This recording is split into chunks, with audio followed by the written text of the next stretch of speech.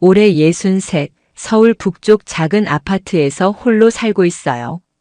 5년 전에 남편이 갑작스러운 심장마비로 세상을 떠났죠. 그 후로 시간이 멈춘 것 같은 기분으로 살아왔습니다. 아침에 눈을 뜨면 텅 빈 집이 가장 먼저 느껴져요.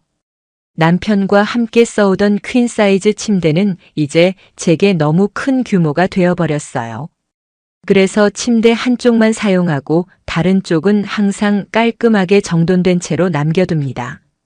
마치 언젠가 남편이 돌아올 것처럼요. 아침 식사는 간단하게 토스트 한 조각과 커피 한 잔이면 충분해요. 예전에는 남편을 위해 아침마다 된장찌개에 밥과 반찬을 차렸는데 이제는 그런 의미가 없어졌어요. 혼자 먹는 밥은 간단할수록 좋으니까요. 하루 일과는 단조로워요. 집안 청소, 방송 보기, 가끔 동네 마트에 장 보러 가기. 일주일에 한 번은 동네 노인정에 들러 동년배 할머니들과 이야기를 나누고 화투도 치곤 해요. 하지만 그들과도 깊은 대화를 나누기는 어렵습니다. 대부분 자식 자랑, 손주 자랑, 아픈데 이야기뿐이니까요. 아들 하나, 딸 하나 모두 결혼해서 각자의 가정을 꾸리고 있어요. 아들은 회사 때문에 미국으로 건너갔고 딸은 멀지 않은 곳에 살지만 직장과 육아로 바빠서 한 달에 한두 번 정도 얼굴을 볼 수 있을 뿐이에요. 명절에는 모두 모이지만 그 짧은 시간이 지나면 또다시 적막이 찾아옵니다. 가끔은 제 목소리를 듣지 못해 놀랄 때가 있어요. 하루 종일 말 한마디 하지 않고 지내다 보니 문득 거울을 보며 오늘 날씨 참 좋네라고 말했는데 목이 쉬어 있더라고요. 사람의 목소리도 사용하지 않으면 녹슬어 버리나 봐요. 그렇게 무의미한 일상이 흐르던 어느 날 추석이 찾아왔습니다. 미국에 있는 아들도 일부러 휴가를 내고 한국에 왔어요. 오랜만에 온 가족이 모여 명절을 준비했죠. 엄마, 요즘 어떻게 지내요? 좀 야위신 것 같은데.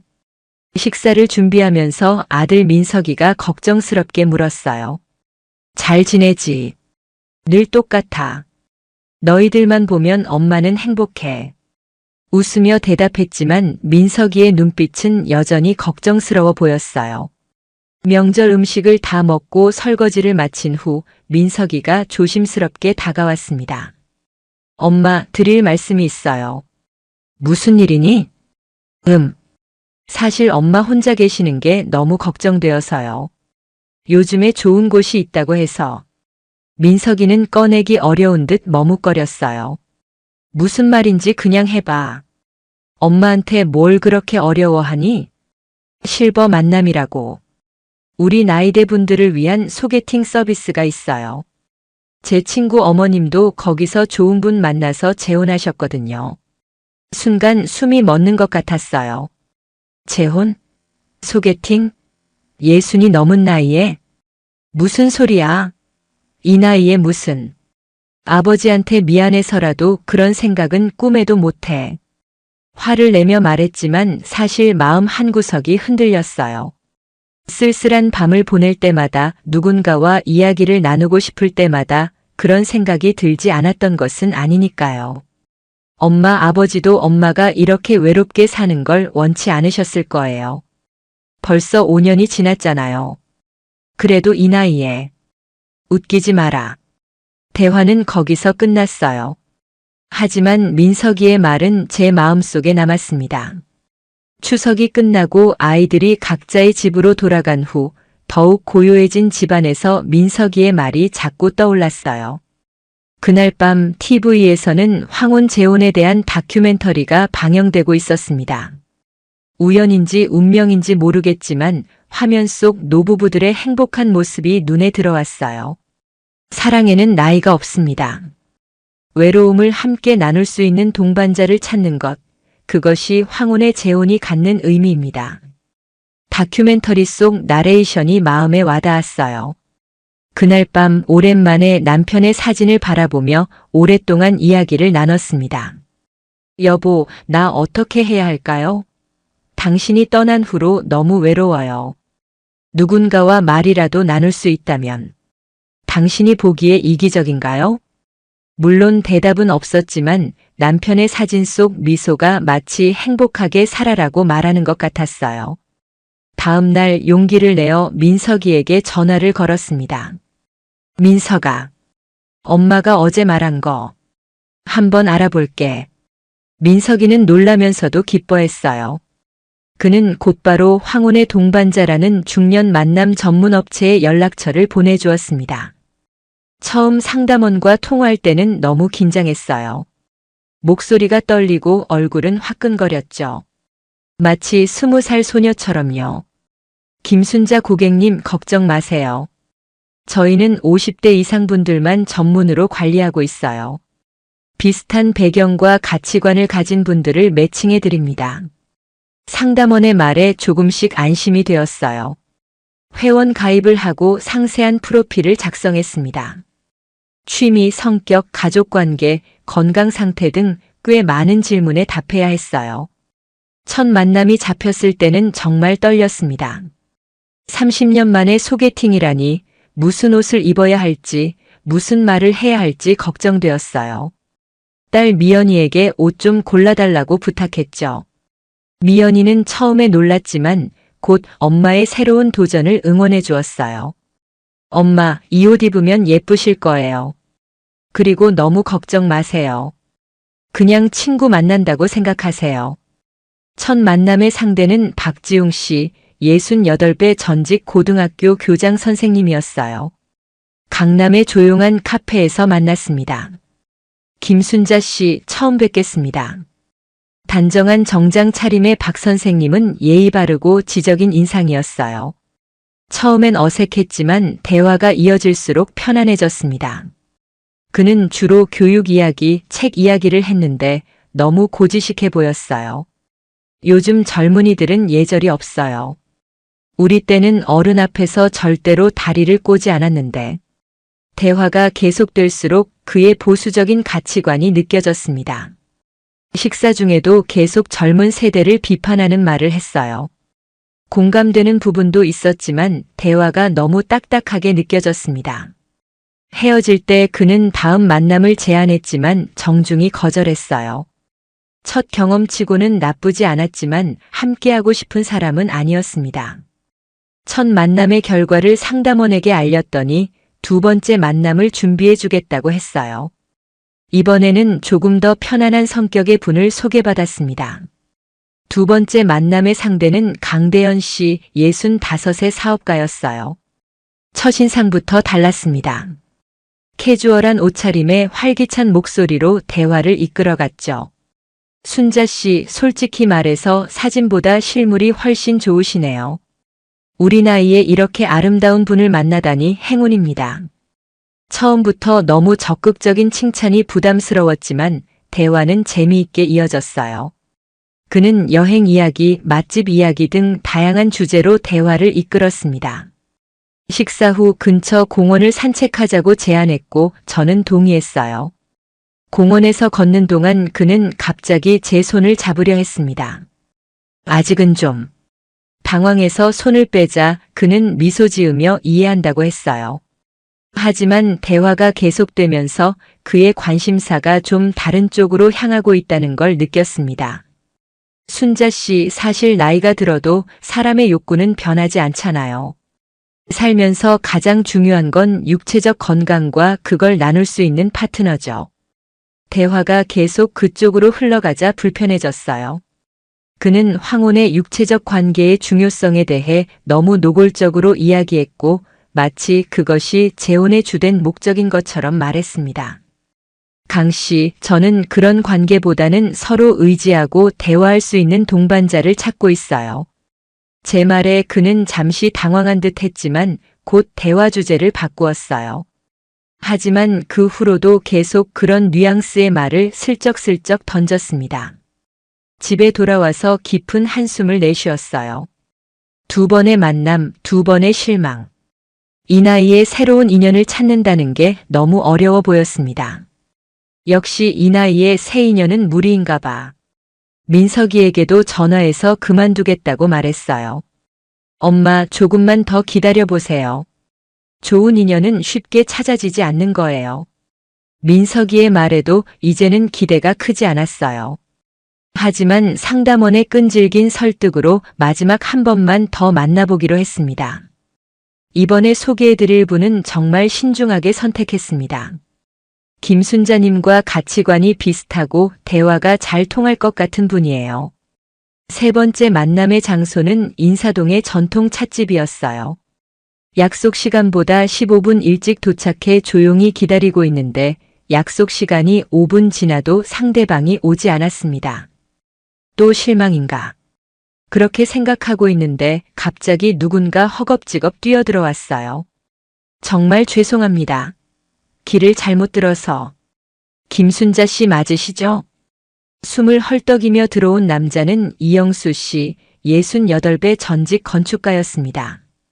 그는 겸손하게 사과하며 자리에 앉았어요. 첫인상부터 엉망이네요. 늦어서 정말 죄송합니다. 솔직하게 사과하는 모습이 호감이 갔어요. 그의 따뜻한 미소도 마음을 편안하게 했습니다. 대화를 나누다 보니 우리는 같은 고향 출신이라는 공통점을 발견했어요.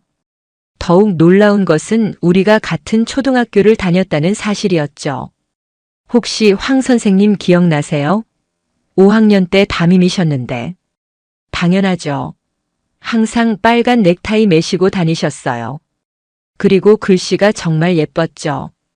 그 같은 추억을 공유하니 대화가 더욱 즐거워졌어요. 이영수 씨는 건축가로 일하다 은퇴했고 지금은 취미로 목공을 한다고 했어요. 손재주가 좋아 작은 가구들을 만든다고 했죠. 순자 씨는 취미가 뭐예요? 저는 요리하는 걸 좋아해요. 특히 전통 음식 만들기를 즐겨요. 우와, 그럼 제가 테이블을 만들고 순자 씨가 거기에 맛있는 음식을 차리면 딱 좋겠네요. 그의 말에 둘 다 웃음이 터졌어요. 처음으로 자연스러운 웃음이 나왔습니다. 시간 가는 줄 모르고 대화를 나누다 보니 어느새 해가 저물고 있었어요. 5시간이 넘게 이야기를 나눴는데도 아직 하고 싶은 이야기가 남아 있었습니다. 다음에 또 만나도 될까요? 헤어질 때 그가 조심스럽게 물었어요. 망설임 없이 고개를 끄덕였습니다. 그렇게 우리는 자주 만나게 되었어요. 그는 제가 만든 음식을 맛있게 먹어주었고 저는 그가 만든 작은 목공예품들을 감상했습니다. 서로의 취미를 공유하며 더 가까워졌어요. 그와 함께할 때면 시간이 빨리 가는 것 같았고 집에 돌아와서도 그와 나눈 대화가 머릿속에 맴돌았습니다. 오랜만에 설레는 마음이 들었어요. 영수 씨는 저와 마찬가지로 배우자를 먼저 떠나보냈습니다. 그의 아내는 7년 전 암으로 세상을 떠났고 2 아들과 손주들이 있었어요. 그도 처음에는 재혼에 대한 생각이 없었다고 했죠. 아들들이 저보고 너무 외로워 보인대요. 그래서 억지로 끌려왔다가 순자 씨를 만났네요. 서로의 가족 이야기도 나누었어요. 저는 민석이와 미연이에 대한 이야기를, 그는 2 아들에 대한 이야기를 했습니다. 서로의 자녀들에 대한 자랑과 걱정을 공유하니 더 친근해졌어요. 3달 정도 만남을 이어가던 어느 날 영수 씨가 진지한 표정으로 말했습니다. 순자 씨, 우리 가족들에게 우리 관계를 알리는 게 어떨까요? 가슴이 두근거렸어요. 이제는 정말 서로에게 특별한 사이가 되었다는 의미였으니까요. 좋아요. 저도 그럴 생각이었어요. 먼저 각자 자녀들에게 따로 이야기하기로 했어요. 저는 미연이를 만나 영수 씨에 대해 이야기했습니다. 엄마, 정말요? 어떤 분이에요? 미연이는 놀라면서도 축하해 주었어요. 하지만 민석이의 반응은 조금 달랐습니다. 엄마, 너무 서두르는 거 아니에요? 그분에 대해 얼마나 알아요? 처음에는 민석이가 반대했지만 영수 씨를 직접 만나보고 나서는 생각이 바뀌었어요. 엄마 좋은 분 같아요. 정말 엄마를 생각해 주시는 것 같고. 하지만 영수 씨의 큰아들은 우리 관계를 탐탁지 않게 여겼어요. 재산 문제를 걱정하는 듯 했죠. 아버지, 결혼까지 할 필요가 있을까요? 그냥 만나시는 건 좋지만. 우리는 여러 어려움을 겪었지만 서로를 더 신뢰하게 되었어요. 재산 문제는 명확하게 정리하기로 했고 서로의 자녀들과도 여러 번 만남을 가졌습니다. 우리 나이에 자식들 허락을 받아야 한다니 웃기는 일이네요. 영수 씨가 한 말에 크게 공감했어요. 우리는 서로에게 느끼는 행복이 가장 중요하다고 생각했습니다. 마침내 모든 자녀들이 우리의 결정을 존중해 주기로 했어요. 영수 씨의 둘째 아들이 자신의 집에서 작은 가족 모임을 열어 우리의 새 출발을 축하해 주었습니다. 아버지, 순자 어머님, 두 분 정말 잘 어울리세요. 행복하게 지내세요. 그렇게 우리는 1년간의 만남 끝에 작은 혼인신고식을 했어요. 화려한 결혼식 대신 가족들만 모인 자리에서 서로의 손을 잡고 남은 인생을 함께하기로 약속했습니다. 영수 씨의 집이 더 넓어서 제가 그쪽으로 들어가 살기로 했어요.